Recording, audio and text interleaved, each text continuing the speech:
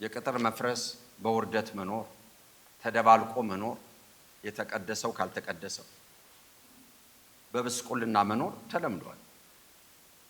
በጣም ተለምዷል። ግን አንድ ስስ ሰው አገኘ እግዚአብሔር። ስስ ችግርን መከራን ሰምቶ እና በሰማው ችግርና መከራ እግዚአብሔርን ጸባዖትን የሚነካ ሰው ተገኘ። በህሊናቸው ያሉ ሰዎች ሁልጊዜ እግዚአብሔርን ይነኩታል። እግዚአብሔር ደግሞ ሳይነካቸው አያልፍም። የለውጥ ምክንያቶች ናቸው። ቃሉ መሬት ለመርገጡ ምክንያቱ ያን በባላደራነታቸው በተጠያቂነት ያሉ ሰዎች የተባሉት አይደለም ግድ የሚላቸው የተባሉት። ሳሙኤል አልተበደለም። ስለ ልጆቹ ስለ ራሱ ሊናገር ቢፈልግ የሚናገረው አለው። ግን እሱ አይደለም ግድ ያለው። እግዚአብሔርን እጅግ አድርገን እናመሰግናለን። ምን ግድ አለው? ባላደራ እና ነህምያ መጽሐፍና ዘኍልቍ መጽሐፍ ምዕራፍ 11ን አይተን እንጨርሳለን። ምንድነው በዚህ በተራ ቁጥር እንትናችን? ጸሎት ተጠያቂነት ነው የሚል። ከምን የመጣ ተጠያቂነት? ህሊና በቦታው ከሙ፣ ባላደራነት በቦታው ከሙ። ባላደራነት በቦታው ሲሆን ጸሎት ተጠያቂ እና ዋኖቻችሁን አክብሯቸው ይላል በዕብራውያን መጽሐፍ። ለምን? ስለ ነፍሳችሁ ይተጋሉ። ምን አተጋቸው? ባላደራነት። እግዚአብሔርን እጅግ አድርገን እናመሰግናለን። የጳውሎስን መልእክቶች ሁላችንም እንደምናስታውሰው ተሰሎንቄ፣ ቆላስያስ፣ ለሁሉም ሰዎች ስለ እናንተ መጸለይን አላቋረጥም። ከሰማንበት ጀምሮ በቆላስያስ ለተሰሎንቄ ሰዎች ማቆም አንችልም። ሁልጊዜ እንጸልያለን። ለምን? ባላደራነት በዚህ እግዚአብሔር ሰው በቦታውን ቅድሚያው እሱ፣ ፕራዮሪቲው እሱ። ጌታን እጅግ አድርገን እናመሰግናለን። ይህም ብቻ አይደለም፣ ግረ መንገዴን ተናግሬ ለማለፍ በአግሪጳ ፊት ሐዋርያት ሥራ 26 25 ላይ በቂሳሪያ በሸንጎ ቆሞ 12ቱ አባቶች ሌሊትና ቀን ወደዚህ ተስፋ እንዲደርሱ እኔ ሌሊትና ቀን እየጸለይኩ ይህን ሰንሰለት ለብሻለሁ ብሏል ጳውሎስ። ምን አለበሰው? ባላደራነት በቦታው ሲሆን አለመጸለይ አንችልም። ባላደራነት በቦታው ሲሆን አለመጸለይ አይቻልም። ማንችለው አለመጸለይ ደግሞ ቦታውን ሲለቅ ግን ሁለቱም ህሊናም ተጠያቂነትም ቦታቸውን ሲለቁ እማንችለው መጸለይ አንችል። ለምን? ምንጩ ሁለቱ ህሊናም ለጸሎት መስኮት፣ በምንሰማው በምናየው በገጠመን ሁሉ ለጸሎት የሚያንቀሳቀስ አቅም ህሊና በቦታው ሲሆን ከነህምያም ጋር አያይዘ ህሊና በቦታው ሲሆን የጸሎት ርዕስ አይደለም የሚነዳል። የሰማነውም የምናየውም የምናውቀውም ይሄ ሁሉ የጸሎት ርዕስ፣ የምናየውም የምንሰማው እና ዴል ሙዲ የሚባል ሰው አንድ ወቅት ቺካጎ ነበር እና ድርቀት፣ የህይወት ድርቀት ተሰማው እና ይሄንን ለማቋረጥ ወደ እንግሊዝ ወደ አንድ የእግዚአብሔር ሰው ጋር ሂዶ እሱ ጋር ለማሳረፍ እንግሊዝ ሄደ። በመርከብ ጉዞ፣ መርከብ ነው ያን ጊዜ ያለው። እዛ ሂዶ እና መምጣቱን ያወቁ የሚያስተናግዱት መጋቢ እሑድ ፕሮግራም እንዲያገለግላቸው ሆነ። 3 እህቶች አንድ ቤት ይኖራሉ። ጧት ሲያነሱ ዛሬ ማን እንደሚያገለግል ታውቃላችሁ አለች አንደኛው። አላውቅም። ዴል ሙዲ እኮ ነው ከአሜሪካ መጥቶ የሚያገለግል። እንዴ ይሄ ሰው እኮ እዚህ ሀገር መጥቶ ሪቫይቫል እንዲነሳ 10 ዓመት ጸልያለሁ። ከዛ በኋላ 3ቱም እህቶች ቁርሱም ገፉት። ወደ ቤተክርስቲያን አልሄዱም፣ ወደ ጸሎት ተራራ ሄዱ ቀኑን ሙሉ ለመጸለይ። ምንድነው ርዕስ የሆናቸው የሰሙት? አንደኛው ጋር 10 ዓመት ቆይቷል። ይሄ ጸሎት ርዕስ ሁለቱ ጋር የለም። ህሊና በቦታው ሲሆን የምንሰማው ሁሉ ወደ ጸሎት ይቀየራል፣ ወደ ጾም ይቀየራል። የምንሰማቸው የምናያቸው እግዚአብሔር አንዱ ሰውን ኮሙኒኬት የሚያደርግበት መንገድ ህሊና ነው። ተጠያቂነት፣ ኃላፊነት፣ ግዴታ ነው። መንፈስ ቅዱስ ወደ ሰዎች ለመምጣት አንዱ ግድ ነው። ግድ የሚል የሱም ባህሪ እግዚአብሔር ተጠያቂ አምላክ። ሰው ሲያጠፋ በእናንተ ዘንድ አልጠየቅም ይላል። እናንተ እኔን ትጠይቃላችሁ፣ በቦታችሁ እኮ አይደላችሁ ይላል። በቦታቸው የሆኑ ሰዎች ግን ይጠይቁታል። እግዚአብሔርን አልደጋግምም፣ እሱን ተናግሬ የሚጠየቅ አምላክ እናመልካለን። እኔ እከሌ ነኝ ያለ፣ መሐሪ ነኝ ያለ፣ እንዲህ ነኝ ያለ አምላክ።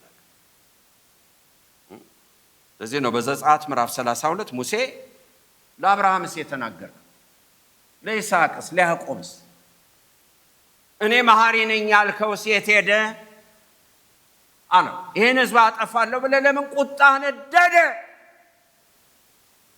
ይህስ ያልከው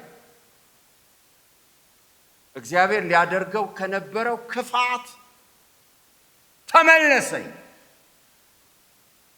ያደርገው ከነበረው ክፉ ነገር ተመለሰ። አዎ፣ ክፋቱ ከየት መጣ? ከበደላችን። ምሕረቱ ከየት መጣ? ባህሪው ስለሆነ። ቁጣ የመጣው ከኛ ነው፣ ምሕረቱ የመጣው ግን ከሱ ባህሪው። ስለዚህ እነኛ ሴቶች ቅድም እንዳል ወደ ተራራ ሄዱ ሲጸልዩ። ይህ ሰውዬ ያለው በድርቀት ነው ያለው። እግዚአብሔር ከሚናገረው ቃል ላይ አለ፣ እሱ ላይ ግን ያጣው መሰለው።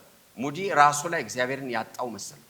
አንዳንድ ጊዜም እግዚአብሔር እንዲያደርግ ካፋችን ከሚወጣው ቃል ላይ ሆኖ እኛ ጋር የሌለ ይመስላል።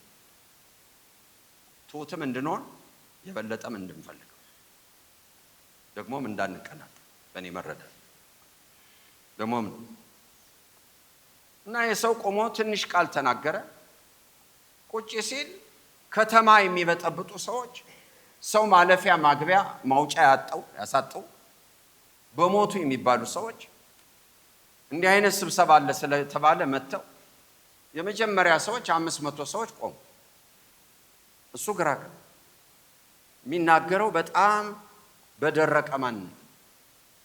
ለፓስተሩ ምን ብለው ነው ሲለው ጌታን እንቀበላለን እያለቀሱ ይሄ ቃል እሱን አልነካው። ሰዎችን ግን ሰንጥቆ ገብቶ በደላቸውን አሳይቶ ንስሐ እያስገባቸው እሱ ጋር ምንም ስሜቱ ምንም።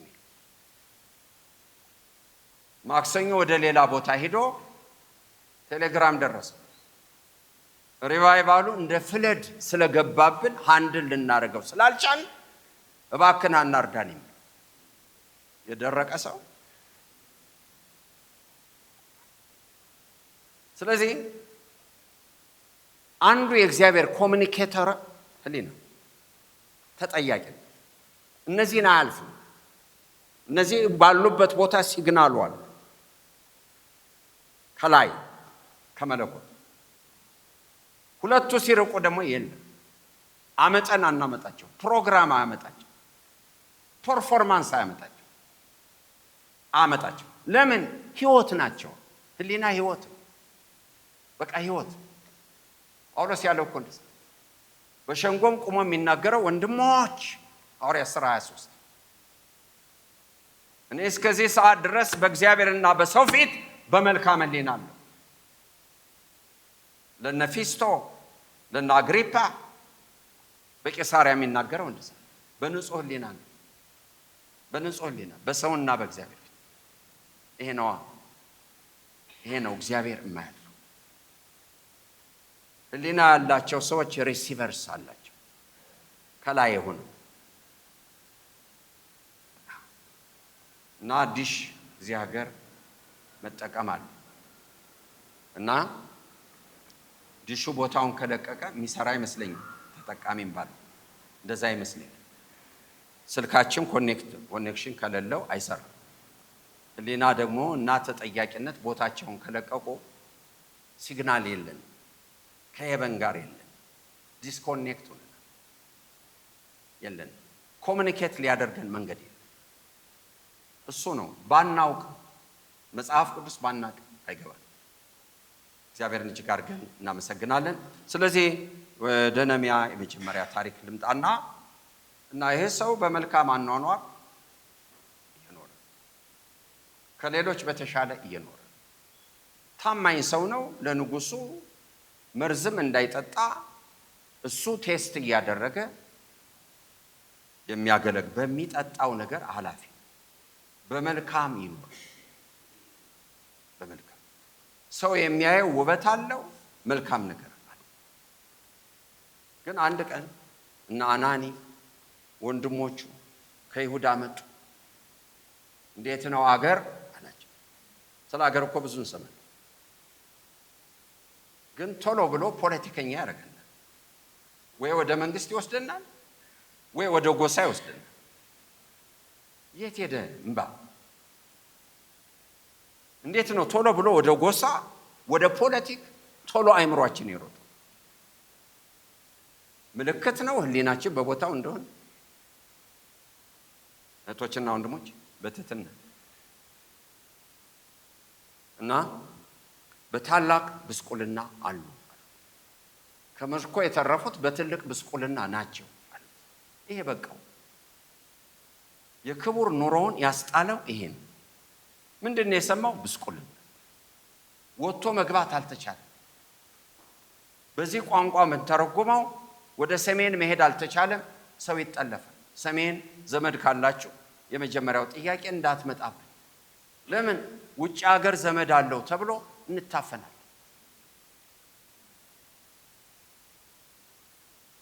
የምዕራቡንም በለ ወገኖች፣ ይሄን የሰማ ሰው ሁሉ የነህምያ ህሊና ኑሮን ብናለቅስ ድሮ ተቀይሯል። ድሮ ተቀይሯል። ድሮ የእግዚአብሔር ዳኝነት መሬት ረግጣለች። እህቶችና ወንድሞች የደረሰውን ለመናገር አለ። ዛሬ እዚህ ደረጃ ከመድረሱ በፊት ለምነናል። ምስክርም አለ።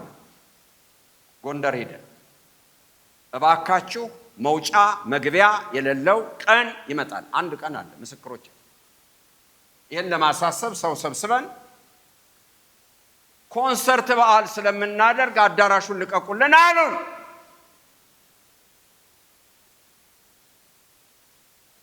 ኧረ እባካችሁ ኮንሰርት የማታደርጉበት ቀን እኮ እየመጣ ነው። ኧረ እባካችሁ የማታመልኩበት ቀን በደጅ ነው።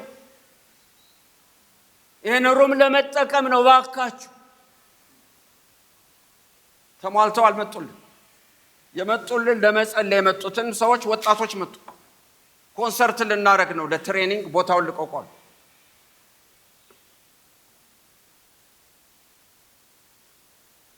ወገኖች ሆይ ተጠያቂነት በቦታው ሲኖር ሰምተን አይደለም፣ ገና አትሞስፌሩ ሲሸተን ማልቀስ ጀምረን ጾም ገብተን ገና አዝማሚያው ሲታይ ክብደቱ ሲታይ እግዚአብሔር እንደውም አለ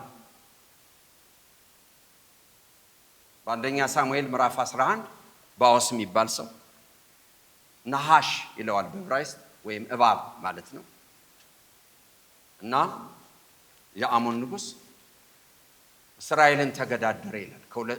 ከዮርዳኖስ ዳር ያሉትን ሁለት ነገር ተቁ። ከኔ ጋር ውል አድርጉ፣ ካሸነፋችሁን እኛን ባሪያ እንሆናለን፣ እኛ ካሸነፍ እናንተ ባሪያ ናችሁ። ግን ባሪያ የምትሆኑት ቀኝ አይናችሁን አውጥታችሁ ለኔ። ሁሉ ህዝብ አይኑን አውጥቶ ሊሰጥ ውሉ 7 ቀን ስጠን፣ የሚታደገን ካለ መልካም፣ ከሌለ ግን የምትለን እናደርጋለን። በየአገሩ በየሰፈሩ በእስራኤል መንደሮች ሁሉ እያለቀሱ ብሶታቸውን ተናገሩ። ህዝብ ንጉሥ ሲጠይቅ እግዚአብሔርን ሲሽር እግዚአብሔር ያየው ይሄን የእንባ ቀን፣ ይሄን ቀን ያየው። ነገ ከቢንያም ነገድ አንድ ሰው ልክልሃል፣ ለምን የሕዝቤን ለቅሶ አይቻልም?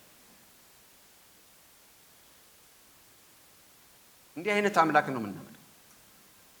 በአመፃችን ውስጥ ያለ እንባችንን ክፋታችንን አልፎ ስለ ውድቀታችን ግድ ነው። እህቶችና ወንድሞች፣ ስለዚህ ነህምያ ለማሳጠር ይህን ሰምቶ በቃ የታሪኩ መቀየር ወሬን የቀየረ ነህምያን የቀየረው ወሬ ምን ሰማ? ወሬ ቀየረ። ለምን? ህሊናና ተጠያቂነት በቦታው ስለው ሁለቱ ሲገጣጠሙማ ማረፍ አይቻልም። ተጠያቂነትም ህሊና ሲገጥሙ አዎ አይነጣጠሉ፣ ማረፍ አይቻልም። ካላረፉ ደግሞ ይሄን አምላክ ማሳረፍ አይቻልም። ስለዚህ ነው ኢሳይያስ ላይ እረፍት አትስጡ ይላል ነብዩ። በእግዚአብሔር መንፈስ ሆኖ ምንድነው የመከረን? አታሳርፉት፣ እረፍት አትስጡ። ኢየሩሳሌምን እስከሚያጸናና ለምስጋና እስኪያረጋት ለምስጋና እስክቱ። ወገኖች ሆይ ይሄ ነው እንግዲህ ጸሎት በአርስት እንጸልያለን። ህሊና በቦታው ከሆነ ጆሮአችን የሚሰማ ሁሉ አርስት ወደ እንባ ይቀየር፣ ወደ ጾም ይቀየር፣ ህይወትን ወደ መስጠት ይቀየር። ተጠያቂነት ደግሞ እኔን ወሰደኝ እስከሚል እነ ጳውሎስን እንመልከት። የተረገመ መሆን ከህይወት መዝገብ መደምሰስን ሙሴም ጳውሎስም እስኪመርጡ ድረስ እስከዛ ጥግ ሂደዋል። ስለዚህ ነህምያ ጾመ፣ ጸለየ። እግዚአብሔር በልቡ ሐሳብ አስቀመጠልን። ጭራሽ የመንፈስ ቅዱስ ድምፅ ውስጥ ደረሰ። ኮሙኒኬት አረገው። ሄቨን ሰማይ ኮሙኒኬት አረገው። ብዙዎቹ እያዩ ምድሩን እየረገጡ ለተሻለ ኑሮ በሚሄዱበት ሰዓት ከተሻለው ኑሮ በቦታው የሆነ እንደነዛ 5 ለምጣሞች የመለኮት ሐሳብ በዳንኤል የተነገረው ዳንኤል ከጭንቅ ጋር በጎዳና ቅጥሯ ይሰራል። በነዘሩባቤል ዘመን ቅጥር አልተሰራም። በምርኮ በተመለሱበት ጊዜ ቅጥር ግን እንደሚሰራ ትንቢት ነበር። በመጀመሪያ ቅጥር አልነበራቸውም። እኔ ቅጥር ነኝ ብሏል። ይሄ የተጻፈ ነገር ገባበት። ይሄ ነህምያ የሚባል ሰው እግዚአብሔር በልቡ ሐሳብ አስቀመጠለት የሚያደርገውን ነገር። ሁለተኛ ጸሎት ጸለየ። እግዚአብሔር ሆይ በዚህ ንጉሥ ፊት ሞገስ ስጥ። ያለሱ የሚሆን ነገር ልክ ነው። ህሊናችን በቦታው መጥቶ እግዚአብሔር ኮሙኒኬት ሲያደርገን እኛን ኮሙኒኬት ካረገበት ነገር አኳያ ሌሎችንም መነካካት ይጀምራል፣ መገጣጠም ይጀምራል። ነገስታትም መገጣጠም ይጀምራል፣ የሚመለከታቸውን መገጣጠም ይጀምራል። አንድ ሐሳብ ያመጣል። ለምን?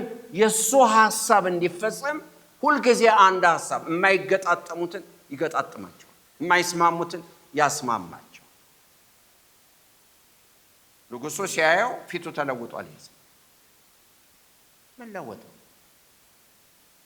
የሰማው ምንድነው? ይሄ የፊት ሐዘን የልብ ሐዘን ነው፣ ሌላ ሊሆን አይችልም። መታመመን ደግሞ አልሰማሁም፣ ፍቃድ አልጠየከኝም፣ ከሥራ ገበታ አልተለየ። ከየት መጣ ይችላል? እና በጥበብ አገሬ ፈርሷል አላለም። ፖለቲካ አገራችን ፈርሷል አላለም።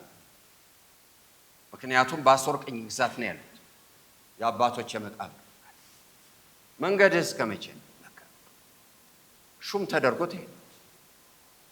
ከዛ በኋላ የነህምያን ታሪክ እንመለከታለን። እግዚአብሔር የተመሰገነ።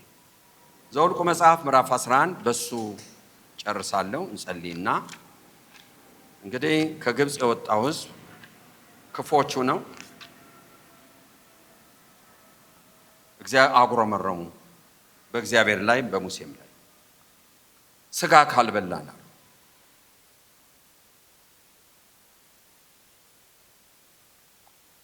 ሙሴም ሕዝቡ በድንኳኖቻቸው ሰው ሁሉ በድንኳኑ ደጃፍ ሲያለቅሱ ሰማ። ምዕራፍ 11 ቁጥር 10 የእግዚአብሔር ቁጣ እጅግ ነደደ፣ ሙሴም ተቆጣ። ሙሴም እግዚአብሔርን አለው፣ ለምን በፊትህ በባሪያ ላይ ክፉ አደረግ? ለምንድነው ክፉ ያረክብ? ለምንስ በፊት ሞገስ አላገኝ?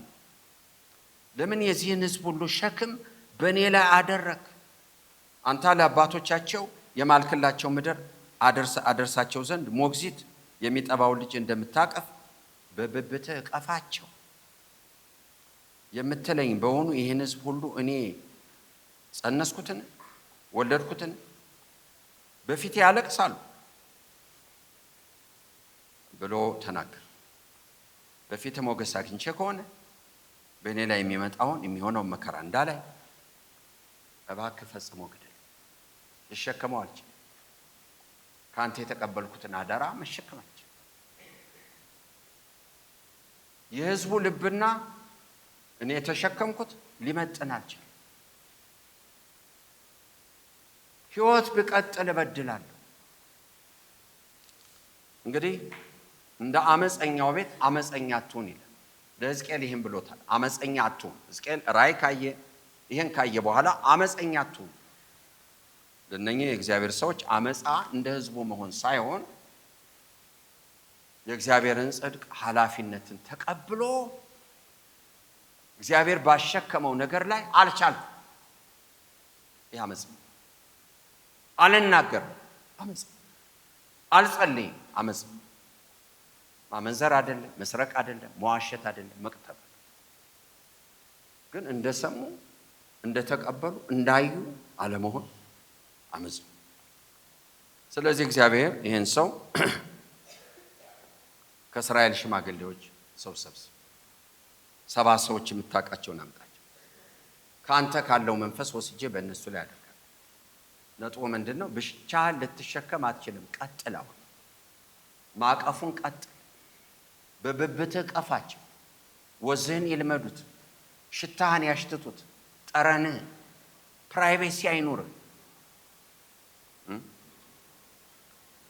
እና አብረው እንዲሸከሙ ሰዎች ያደርጋል። እግዚአብሔር አምላካችንን በጣም አድርገን እናመሰግናለን።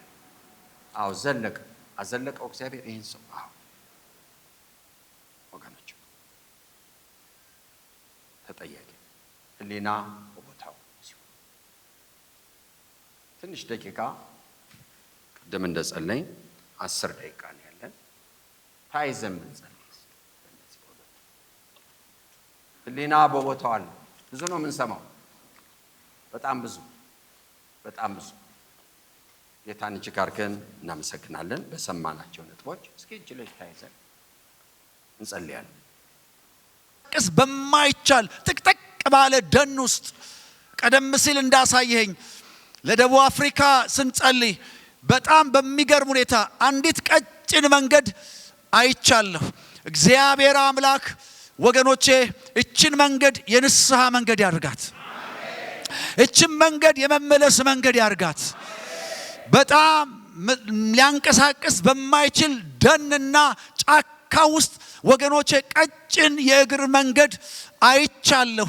የሰማይ አምላኩን እግዚአብሔር በደቡብ አፍሪካ ባሉ ወገኖቻችን እግዚአብሔር ሆይ ካሉበት ሁኔታና ማጥ፣ ሰቆቃና ሐዘን፣ ግራ መጋባት የሚወጡበት የንስሐ መንገድ ትሁንላቸው።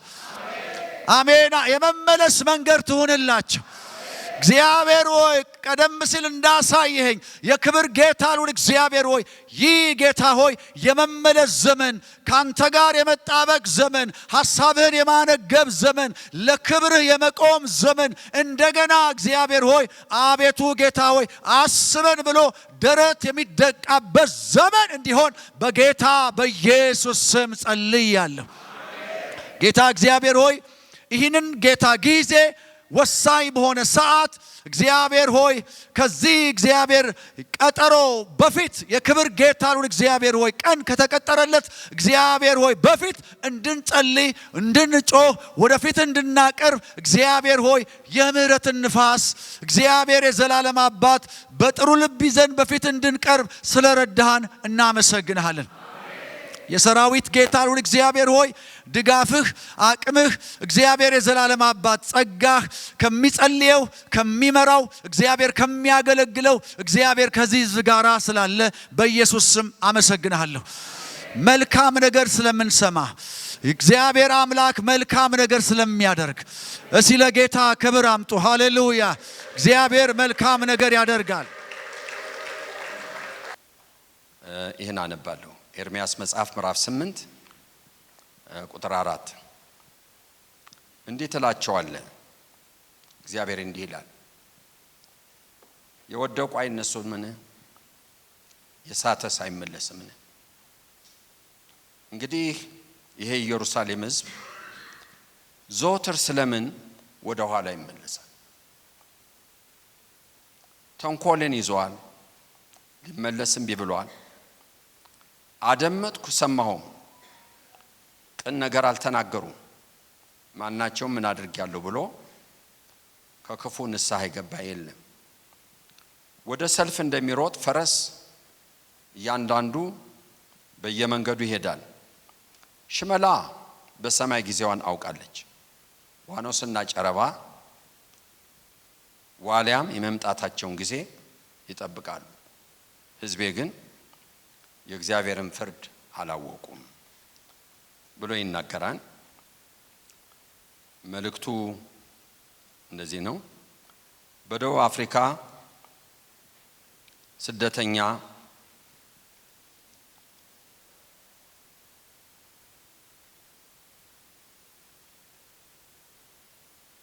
በመጠላት ማዕበል ውስጥ እንደሚያልፉ በተለይም ወጣቱ ትውልድና ልጆች በስጋት፣ በፍርሃት፣ በጭንቀት በመኖር በአእምሮ ተጽዕኖ በሚያደርግ ሕይወት ያልፋሉ። እግዚአብሔር አስቀድሞ እንደተናገረው እየሆነ ነው። እንግዲህ ይሄ ስጋት ችግር በደቡብ አፍሪካ ብቻ አይደለም።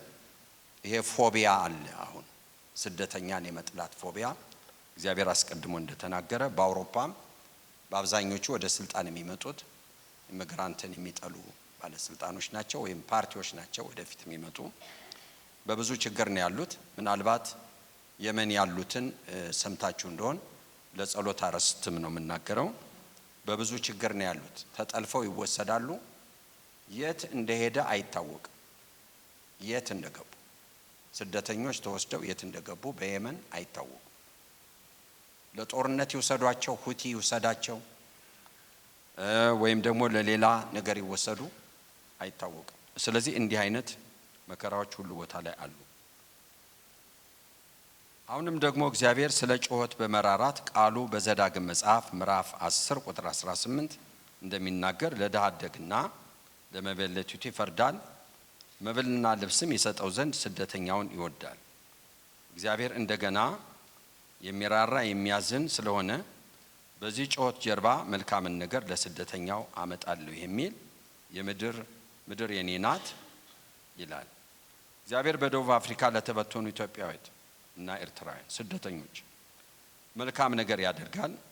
ይህም ማዕበል ቆም ያደርገዋል። እናስተውል።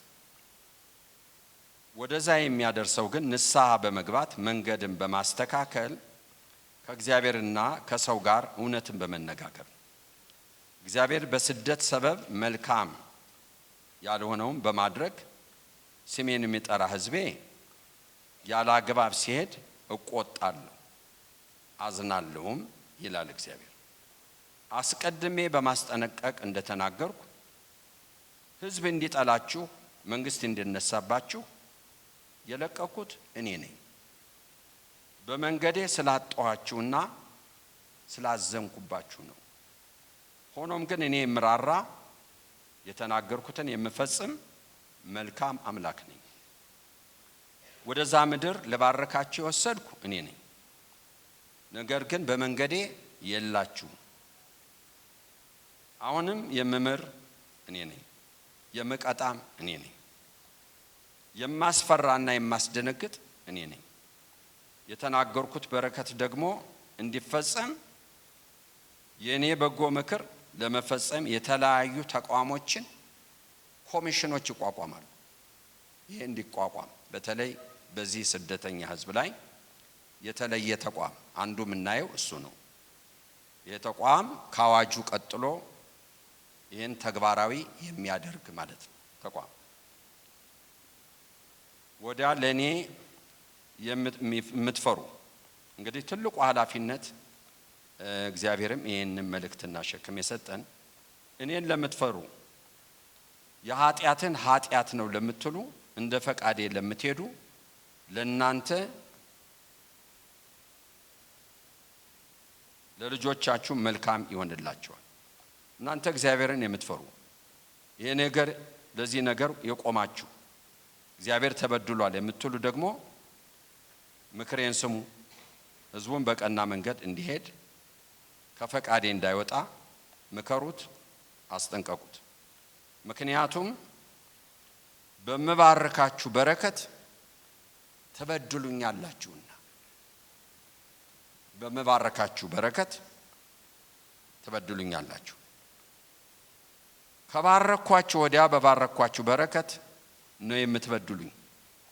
ነገር ግን ብትሰሙኝ እባርካችኋለሁ። ለልጆቻችሁ ደግሞ ወደ ምድራችሁ ለሌሎች ወደ ምድራችሁ በምትመለሱ እባርካችኋለሁ እንጂ አልጥላችሁ። ምንም የላትም በምትሏት ጥላችኋት በሄዳችሁት ምድር መልካም ይሆንላችኋል፣ እሷንም እባርካለሁ። እግዚአብሔር አብስቶ ይባርካችሁ። እንግዲህ በሰማነው ላይ እግዚአብሔር እንደመራ መልእክቱንም በመፈተን በጽሁፍ ይደርሳን። እንጸልይውላችሁ። ዛሬ የእግዚአብሔርን ጥም የሚያረካ ሰው ይፈልጋል። በጸሎት የእግዚአብሔርን ጥም የሚያረካ የእግዚአብሔርን ቁጣ የሚያበርዱ ኃያላን ወንዶችና ሴቶች ልጆች የዳዊትን ቁጣ አብጊያ እንዳበረደች የእግዚአብሔርን ቁጣ የሚያበርዱ የጸሎት ሴቶች የጸሎት ወንዶች ዛሬ በዚህ መድረክ ይፈልጋሉ። ውጡ ከተደበቃችሁበት። ሮማ ያናማንዲያናሞስ የሰራዊት አምላክ እግዚአብሔር ሆይ በስሚ ተወራርደናል። ዛሬ ጠላት የተሸነፈ ይሆን፣ ያሸነፈን የተሸነፈ ይሆን፣ ሊያንበረክከን የወጣ የተንበረከከ ይሆን። ሰማያት በአንጻራችን ይከፈቱ፣ ጸሎታችንና ልመናችን ይሰማ። የነቀፍክብንን ነገር ሁሉ ስለ ስምህ ስለ ልጅ ስለ ኢየሱስ ክርስቶስ ስትል ይቅር እንድትልን እጸልያለሁ። ማረንና አድምጠን፣ አንጻን፣ ከበረዶም ይልቅ ነጭ እንሆናለን። አቤቱ ይህ መድረክ የተፈወሰ ይሆን። በተወደደ ሰዓት ሰማሁ በማዳንም ቀን ረዳሁ ተብሎ እንደጻፈ